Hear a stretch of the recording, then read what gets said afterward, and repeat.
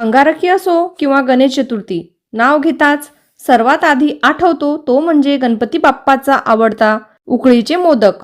नवीन वर्षामध्ये पहिल्याच मंगळवारी अंगारकी आहे। आज आपण हे उकडीचे मोदक खूप सोप्या आणि साध्या पद्धतीने पाहणार आहोत, जेणेकरून नवशिक्यांनाही घरच्या घरी सुंदर आणि परफेक्ट मोदक नक्की बनवता येतील। योग्य प्रमाणात साहित्य घेऊन सोप्या आणि साध्या पद्धतीने परफेक्ट मोदक कसे तयार करायचे ते या रेसिपीमध्ये सविस्तर दाखवलं आहे। या वर्षात पहिल्याच मंगळवारी अंगारकी येत आहे। अंगारकीला तुम्ही या पद्धतीने नक्कीच मोदक करून पहा आणि कसे झाले कमेंट करून नक्की सांगा।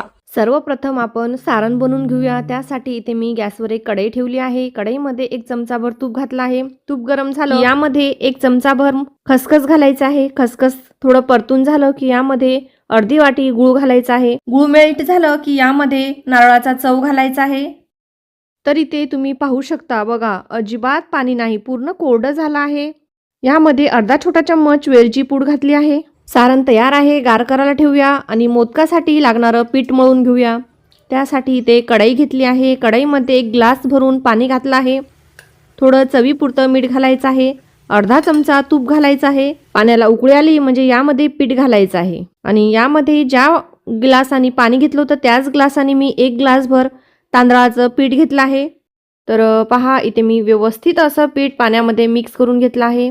या पिठाच्या गुठळ्या या पद्धतीने मोडून घ्यायच्या आहेत आणि झाकून 5 मिनिटासाठी हे ठेवायचं आहे।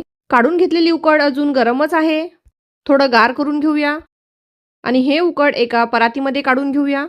आपण पाहू शकता पिठाच्या गुठळ्या झाल्या नाही आणि तळाशी उकड चिकटलं नाही। आता ही उकड मळून घेऊया। तर उकड आपल्याला थोडं थोडं घेऊन मळून घ्यायचं आहे। या पद्धतीने हाताला थोडंसं पाणी लावून घ्यायचं आहे, मग पीठ मळून घ्यायचं आहे। साधारण 5 मिनिटं छान अशी उकड मळून घेतली आहे आणि बघा मस्त मऊ असं उकड तयार झालं आहे। एका लिंबाच्या आकारा इतकं या पिठामधून गोळा घ्यायचा आहे आणि याची वाटी बनवून घ्यायची आहे। तर हाताच्या अंगठा आणि बोटाच्या साहाय्याने हे या पद्धतीने ही वाटी बनवून घेतली आहे आणि आपण पाहू शकता कडेने अजिबात क्रॅक्स पडले नाहीत। तर पहा या पद्धतीने 3 बोटांनी, 1 बोट मध्ये आणि 2 बोट बाहेर या पद्धतीने कळ्या पाडून घ्यायच्या आहेत। आपण इंद्रायणी तांदळाचं पीठ घेतलंय त्यामुळे हाताला थोडं चिकटतं, तर कोरडं पीठ तुम्ही लावू शकता। कळ्या पाडून घेतल्या आहेत, किती व्यवस्थित असे मी कळ्या पाडून घेत आहे। याचा डिटेल व्हिडिओ यूट्यूबवर आहे, यूट्यूबची लिंक खाली दिलेली आहे, तिथे क्लिक करा आणि व्हिडिओ पूर्ण पहा। आवडल्यास एक लाईक करा। धन्यवाद।